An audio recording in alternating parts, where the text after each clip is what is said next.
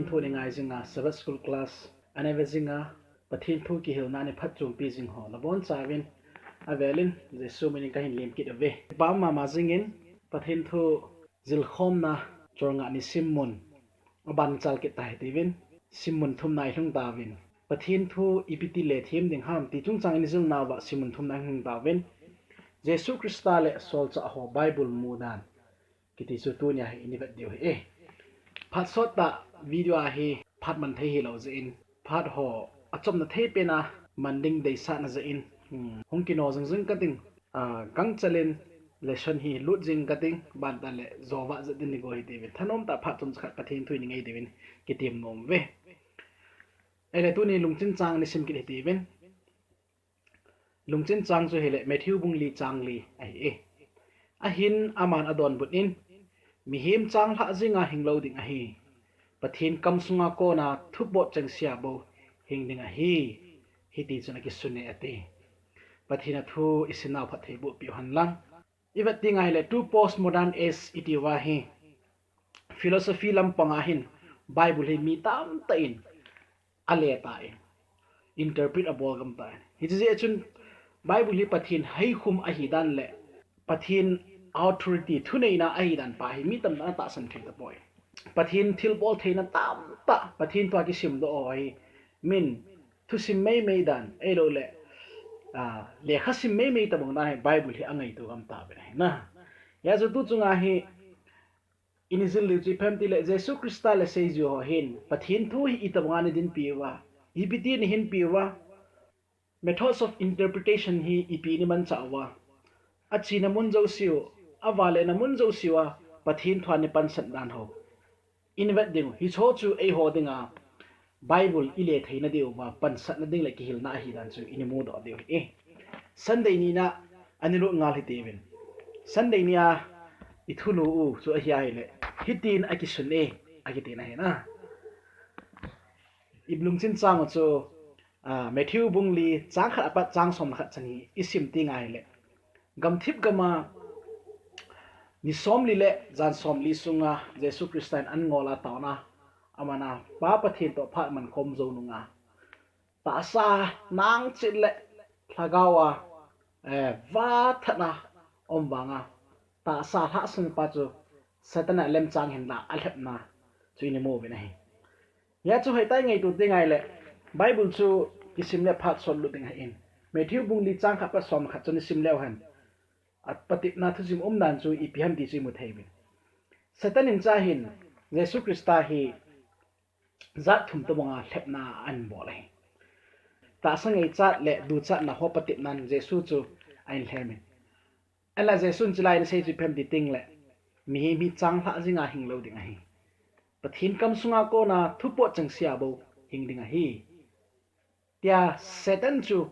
ani zo ai hitin aki sune ati ai la satan chun vanui ho san re nup sa no ha patip na hin bol kin za na patip na hin bol kin ai la Jesu ni piti ni sei kinam hitin aki sune nangman pa kai na Pathen bo se howin za bolin aniti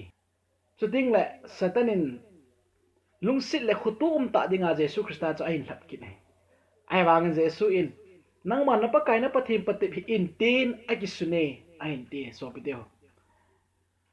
ya chu lai het diu khat chu satan jong hin Jesu Christa hi Pathen Thu mong cha ain lap hi i het saw hi na athusim chu ai na Jesu in satan lap na pen chu ado zo na pen chu hi tin akisune ti bo chu hi chi ti lo chu satan lap na izo theina diu lampi dang lo dan chu Jesu Christa hin khwa ko rai mu do the ya chu lai ko nai vet do theu chi phem ti tingal hin hitin akisune ti hi eon jo in khuwa ichan yai din pi ngamu hina Christian khat Bible thuing ta san kha hi na zalwa hi idin pi le ithu sei le il sa ho hi hitin akisune tia hi izat chan gei idin pi khau hina me ho hin tulai Christian tam ta hi ngei dan le ama gial dan le lungsu tu lampanga thu sei ngani atam ta in iwat tinga hele Pathen Thu pan sat na kimulo hila thu sei tam tam ta ne kin jong mi tam ta ka tu in ei ma ngei dan dana Bible ki puya ai wang Bible ipi se ham ti Bible chang ko na pan sa thailo be a doctrine mit cho zeng zunga zui hi mi tam ta kum ta nei ya su tu nim phat angai to din Jesu Christa in kwa ko na hi hitin akisune ti hi in kuwa akila thailo ti ngai le satan in itin jong e ho chu zo sai ko hi ti pai Christian kwa ko na skim no the khat chu hi le Monday lesson a chun ani chinga ke ti ben Monday lesson a sei chu iphem ti tinga le Jesu chu le dan thu ati ama spenin Matthew bunga chang som si ya pat som ni chun chu ga sim no men Bible chun hitin sei nei ke ma dan thu le thin ga ho thu sumang dinga hung nei nge tu hi un asumanga hung hilo ben asubul ding zo hung kai bo be izenam ti le ta be ka sei pi hi ve van lei aman ka sia abon cha abulin masang sia dan thu jem si pa pen le al si khat jong mang lo ding hi ye chung koi jong ni chi thu pi ne pen la khat su sia chule chutwang bol ding a hila chu van ga ma ne pen a ki sei ding hi chule koi jong le ani na chule chutwang a hila wang chu van ga ma lin pen a ki sei ding hi izenam ti le ka sei pi ni hi ve no ho dan thu sun ho le first so sanga na chon phat naw a chun nung zun lo le wang ga ma na lut lo di hi ya chu Jesu Christa in pathin dan thu adop sang dan no pathin thwa kon ki chi tan ki mon he tu nai Jesu le dan thu ki ti ting le hen a konum pi pen chu 10 commandment a hin dan thu ki ti hi adang hi ma Jesu in ai ho het dinga sei thu pi pen cha dang lo he chong le hi chi thu pi la anyo pen khat su si dinga hila yong chu chong le chu ta banga bol dinga hila so van ga ma anyo pe na ki sei ding he pathin dan thu pal ki a chon ho chu I ti le van gam anyo pe na ki sei ding he hi chi van gam kai chu kai tho din ema van gam a chan nyo pen dinga ki sei na ati nai point van gam am ho chun anyo pen ve the least atia amu sit na pa do chu a sei na chu ya choi tai bet tinga le Christa in pathin dan thu adop sang dan ki mo na hi hi ta bang chu ya che Matthew bung som ni le ni chang som ni le ko chim tinga le pathin le kha ba thu le pathin tha na ne het zo sang om lo ja na hil ji wa hi ati ya chu tu nai pathin na thu hi lo hi het hin lo di wa hi Jesun thu sei bang ta le Bible adin pi bang ta hi tu ne ai ho dinga ihilna thu pi pen khat chu Christ objection page 39:14 as nitin sei Christa chu pathin tu thing hi thunei tan ei ko khum win hi chu ei hon jong I bol ding wa hi adi Bible hi het zolo pathin thu ki sutna a hi itiwa ki dawna lin ta subay ding le ta san ki phud na hi tia pom nga hi adi ya chi vet ding le pathin thu hi thunei tai dan Jesu nei ko mu win hi chu ei hon jong I bol ding wa hi hi chu ki chi ta pathin thu Christian adin pidana ko na chi ki mu do khat chui chong le Jesu Christa in Matthew 22 verse 37 verse 14 ai sim ti ngai le Jesu in ama chu in aman don bunin nang man lung pumpin hangau pumpin chule lung pumpin pa kai na pathingai lun hi chu thu pi pen ama se pen hi chu to ma cha ni nai chi hi nang man ki lo bang ni no ko ngai lun thu pi chi te ni ahin thu pi zo si le thim gau thu ki khai chi ati la chu Jesu Christian hi chia thu pi tha ni ai pi we thi mi tam ta in Old Testament langa pathinin Ten Commandment api pen chi tula pathinin Christ ta san cha te dan thu tha zo ap hetai te mi tam ta na se an la chu hi point slai Matthew 22 na lung pum pi an hau pum kai na pathe ngai lun nang ma ni gi lu ni no kom ngai lun tia se pen hi Ten Commandment ma ma chu a hin dop sang na pa pathin dan thu hin dop sang na pa ma ma cha se na ai chu phem ti tinga la hin hi chi dan thu pi te na hin thim gau thu pi le dan thu zo si ki khai te he so pe de ya chi vet tinga la hin hi chi pathin dan thu ni se pathin hi khat a sei te ni hi khat hi pathin ngei lut na khat hi mi ngei lut na chu love relationship to God and love relationship to human being our fellow human being ati ya chi vet tinga la hin hi jin pathin dan thu bu kip su ke dan cho vat sa nai chong le thim ga ho thu ki khai khom su ke ti hi ji pathin dan thua hi Old Testament Bible ha pum pe ki khai hi ati na hi ai chu gului pa chu Bible khang lai chu Old Testament ki thene sei po win ain la Bible num son hi Old Testament Bible ni chu hi chu thim ga le dan thu ne tiu chu hi ya chi vet ti ngai le mosi le khabu si Genesis sapat Exodus Deuteronomy chu danbu le khabu adang si hi thim gaw le khabu ngal history ngan chu ya cho tam lo chu thim gaw le khabun domine alu zo ke ya chu ibet tinga le pathin dan thu le thim gaw thu bon cha pathin dan tha chi khai hom su ke hi ti pa chu Christian ain phut an le aphot chin na chu ya chu sikti lo ha ewan pathin thu dang chu hil wa le chun tu na he Bible chu ai na bong ta segulo wa min ngei dan le ema church ngei dan dung zui ta chon ngei dan dung ta Bible hin zo chu I kha de ya chu Christian Bible itobanga hil ham hi chu dung zui ta chu hon Bible hil wa ali do na inei du pa chu tu ni hislai ko na hil he ai chu mi tam tan tu la Bible se wa chi ta lo zen pathin dan thu le Christian ko akimat lo aki mat na pa hi mi tam tan he thei ta po ta san cha ti le dan thu ngai ta po dan chun in khumo mo nga thu nei ta po dan lo ma king jing tabang khan in ta san cha te Christian hi ko ki ngai na ane ta we hi chi pen chu satanin ana to na la agal zo na lin pen khan alo na bul pi pen khat chui ya chu pathin dan thu bo ke pathin dan thu chu pha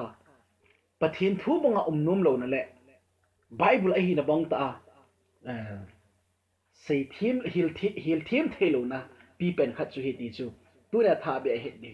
ye chu pathin ngei lut na nei ta ta chun ama dan thu bang ta le ama hi na bang ta chon ning khat chu ye chu David in Psalm number bung khat chang ni na se bangin hit bang mi chu pakai dan thu jinga ke pa na nei jin pakai dan thu chu sun le janin agel gel ji ati New Testament writer ho zo sino Christa thu se dan thu sumang hilawe asubule akong he ti pen hi Old Testament lang thu chome te New Testament lang a ho chang sinang ki chi ta pho chin su ke dai ki mo solchah po ho hin ku in solchah ti ho ku ho bu mo so hin ku te tinga le pathin dan thu na sta dop sang jing dan ki chi ta na ki mo thei ne he Tuesday ni lesson a chun hitin sei kin Jesu chule pathin le khabu the ate na ya cho hoi the ma jing tu ni topic na hi Jesu Christa pathin le khabu thing chi pitin dop sang jing ha Jesu pathin le khabu thing an dop sang jing ma chu tu ne ai ho ajong in khuwa jil do theining thu pi pen chu Jesu Christa a thi zo chun a tho do ni khu chun imaus lampia seijuite ni chun lampi na zot hon ane cha chun ama te ni chun ama te ni ha chun Jesu Christa ong kilai Jesu jong koi hi ki het do ma sang hon chun Jesu jong thina ko na gal zo wa tho dan chu Old Testament theme gau apa na pathin thu bui lungai dan ki chi tan sei te kal beng mosia pa le theme gau zo sia pan pathin le khabu pom pia ama thu dor ki sun zo si chu ama ni hil chin tai ate luk bung som ni le li chang som ni si sim ti ngai le ya chu pakai Jesu Christa pathin thu na sta din pia ain kwa thil lung zo si hi pathin thu ani sei jing dan pathin thu ani dop sang ding dan pa chu ki chi ta imaus lampi zot seijuite nyong chun Christian kwa ko na chani mu ro thei khat chui luk bung som ni li chang som li le li chang som li na nga no ha hi a velin a sei kin mosi dan thwa thim gaw le khobwa chule labwa ke ma thu dor ki sun zo si wi lu su ke ding hi tia azawa sei chu azawa hi tia chu ni sei he Jesu hi zo chun Jesu pathin le khabu pom pia thu he thim theina devin alung ko do ahon pi tai ati ya chu pathin thu atop sang jing nan pathin le khabu thegi Christian a choi sang jing nan chu seiju ho hinga ang son ki mu thei lukmung som ni le li chang som ni si gi na jang hin a sei kin pathin le khabu pum pi ati hi cha pathin le khabu pum pi te ki sei hi lukmung som ni le li chang som li le nyang chu mosi dan thu le thim gau chu le labu tia a sei kin ya choi dai ba ti ngai le ja ko na chu ta sa phia hung Jesu Christa chu kum zabi tam ta masang pia hi ta gui hung dinga ani ki sei masat nan pathin thu bo wa king up chop aput da de ade na Bible pum pia pan sat hi seijuite ba ton dinga bol hi ati ya chu Bible pum pi abat sa mosi le thim gau chule labu ainti mosi dan thu le thim gau chule labu tia la chun Bible pum pi ki chei ta khat chang pai halo hila adop sanga ama thu jing ki seina gui thun a hi dan ho chu seijuite ba ton dinga pathin thu ani le so then Matthew 28 verse 18 20 nang ju sim kit ding ai le Jesu na seite ko ma ibitu siam van le ya thuni no si ke ma ai ki pitai tia Jesu Christan ane phone doi chong le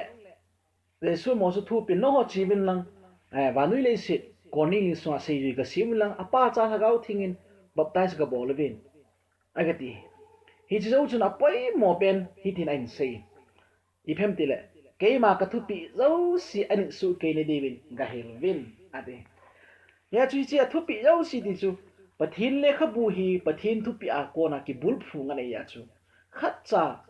an nong kai thei khat cha am lo ya chu bible hi ama le ma ki le tu sa dan interpretation thik ne nga chu Christa method Jesun aza pen hi Bible asim dan bang le asei dan bang ahil dan bang ahil pen hi jiskal wala apachum man lo he tulai mi tam tan amangai dan dan in pathin thu cho le tan hi le Bible hi pathin hei khum ahi dan le pathin thilbol thina na to na pa le Christa ngai lut na pa ahi na bang ta mi tam tan aphot chin zo lo he hi chu hin lo diwa chu tu na Jesu Christa le seju ho ihilna ko na hi ai hon jong jil do inei naw chu chu ai Wednesday ni lesson a changa ave kit le Jesu chu le Bible hung kon do ne la hang tu sim ho ti ya chu vetsa na dinga Matthew bung som ko chang li changa simai le mosi thu asut dan ho chu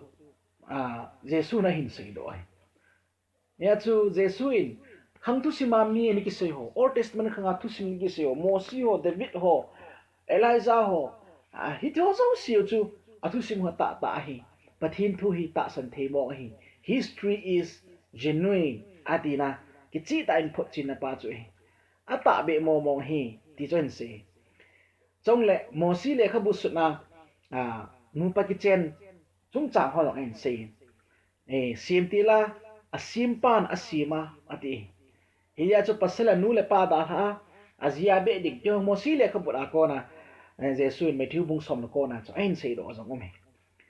chong le Bible hi vet ding ai le Jesu Christa in thil tam ta iza kai zo si hi history phot chin ai ki mu su ke in lai hi ga sim na Bible chang tam ta sim ding min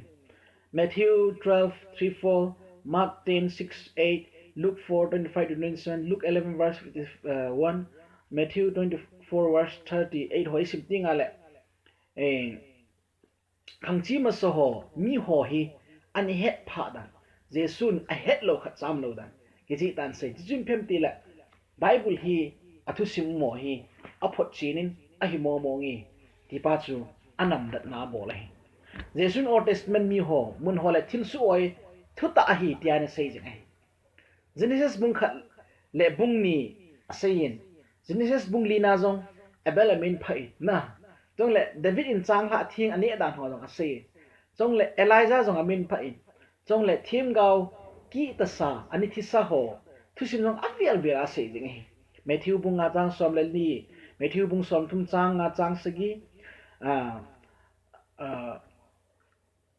Matthew bung som thum chang som nga le sagi Matthew bung som ni le thum chang som thum li som thum gu ma bung gu chang li no ta ju thim gao athi sa ho au si Christian avial bia in se athu sim ata be hi tia phot chi ni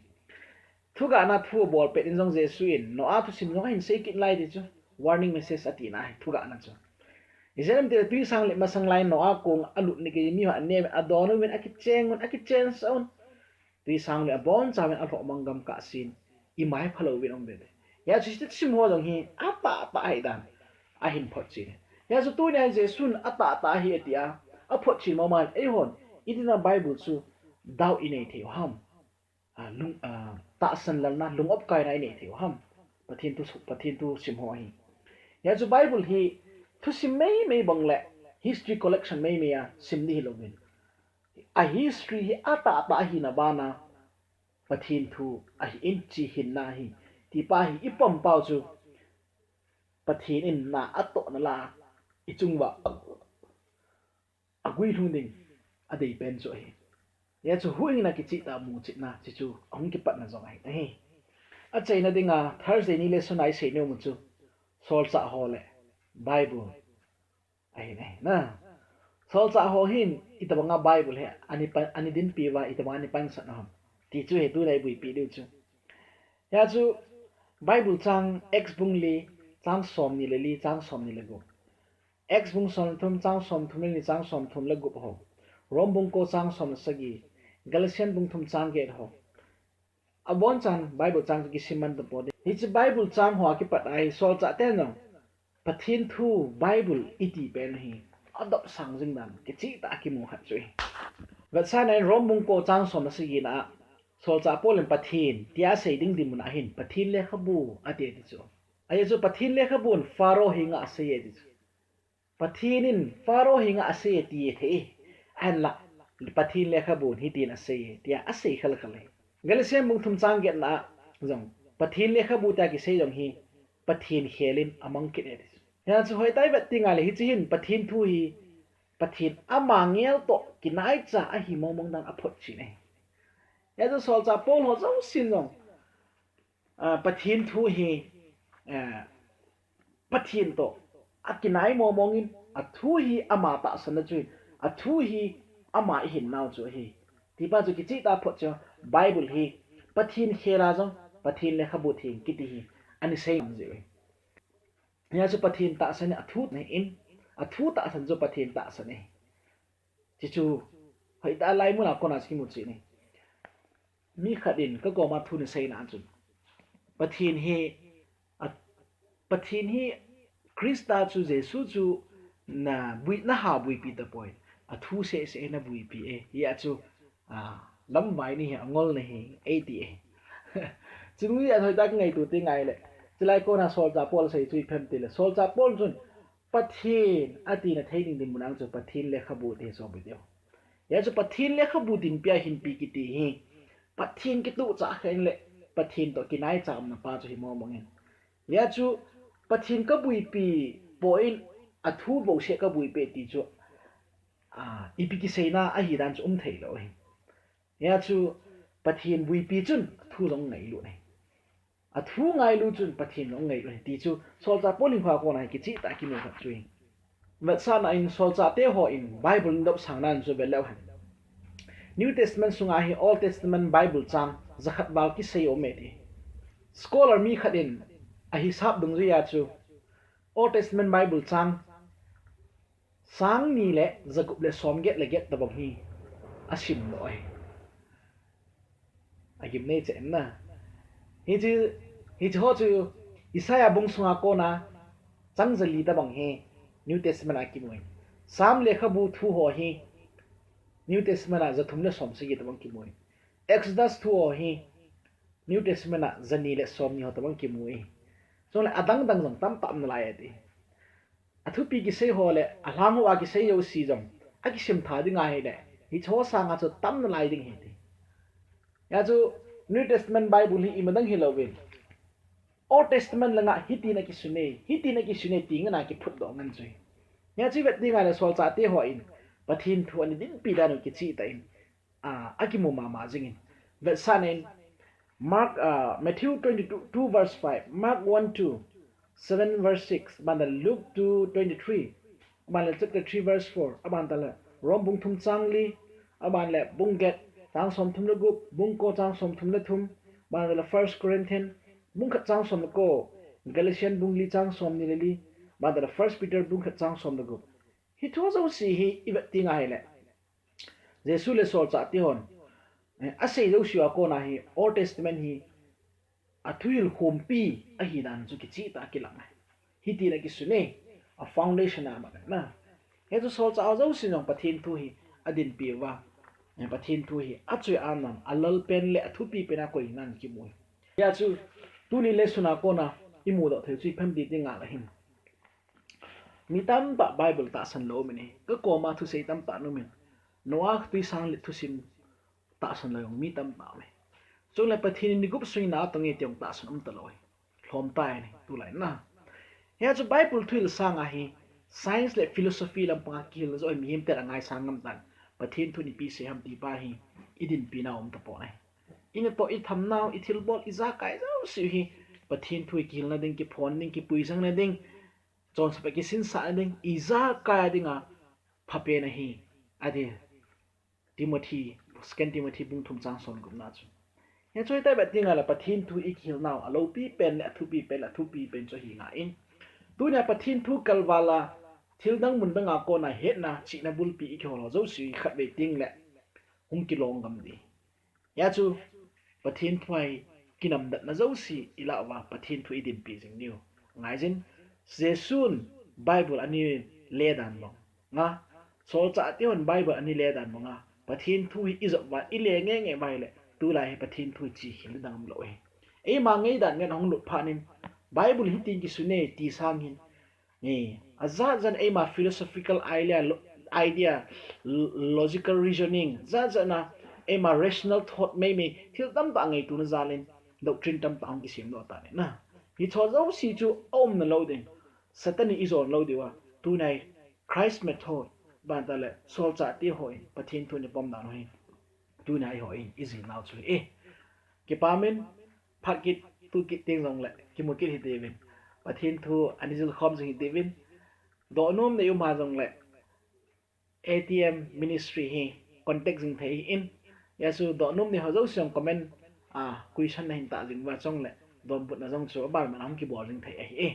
chan chu tu nya ding ta la pathin bon sam pathin